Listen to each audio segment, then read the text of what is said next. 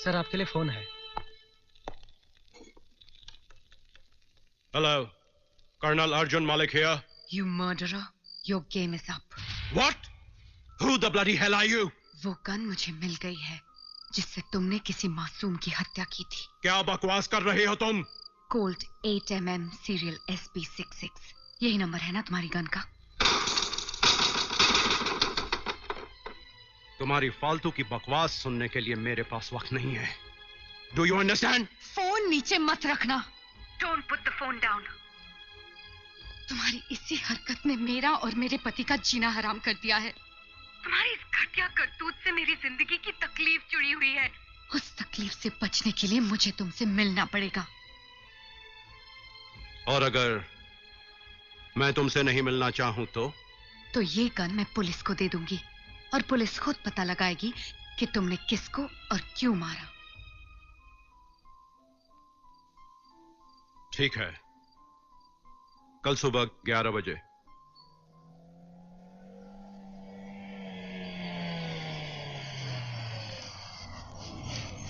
ये गन आपको कहां और किन हालात में मिली? आपने उस लड़की को क्यों और किन हालतों में मारा? बेवकूफों जैसी बातें मत करो।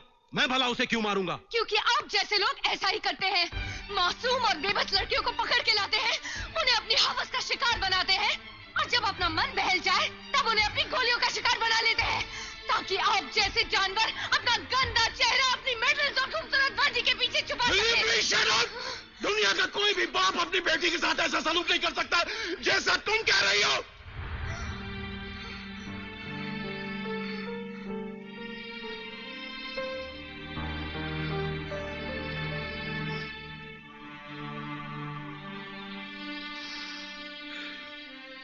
हाँ, वो मेरी बेटी थी,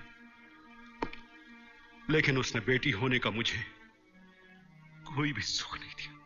दिमागी रूप से बीमार थी। कई बार अस्पताल में मैंने उसे भर्ती कराया, लेकिन हर बार वो भाग जाया करती थी।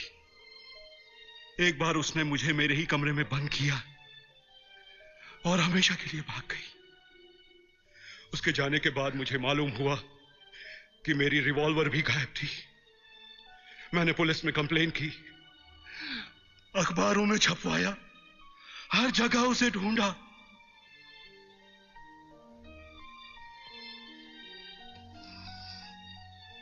पर मेरी तलाश उस वक्त खत्म हो गई जब तुमने मुझे टेलीफोन किया। मैं समझ गया मेरी बेटी अब दोबारा कभी वापस नहीं आएगी।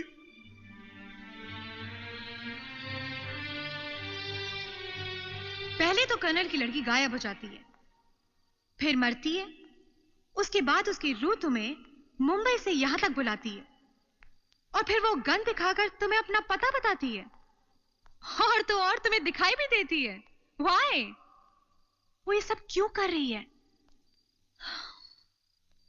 और इस बात का पता लगाने के लिए हमारे पास कोई तरीका नहीं है। एक तरीका है, तुम्हें उसके पास जाने की कोई जरूरत नहीं है।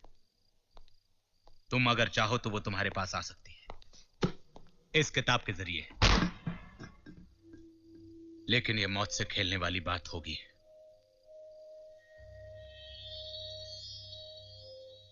एक, तुम्हें इस किताब में लिखे मंत्रों को पढ़ के उसे अकेले में बुलाना होगा। तो ऐसी आत्माएं बहुत जिद्दी होती हैं, वो आ तो तुम्हारी मर्जी से जाती हैं, लेकिन जाती अपनी मर्जी से है।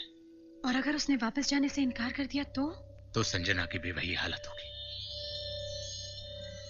जो उस लड़की निशा की हुई थी। अब आप सोच लीजिए। मैंने सोच लिया है प्रोफेसर साहब, कहीं ना कहीं उसका राज मेरे राज से जुड़ा है। मैं जानना चाहती हूँ आखिर वो ये खेल मेरे साथ क्यों खेल रही है। ऐसी कौन सी बात है जिसकी वजह से उसने मुझे मुंबई से यहां तक बुलाया है। और जब तक मैं ये नहीं जान लेती मुझे चैन नहीं आएगा।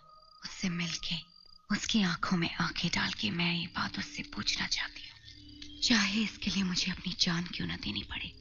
इस किताब को पढ़ने का एक खास तरीका है जो मैं तुम्हें बताऊंगा।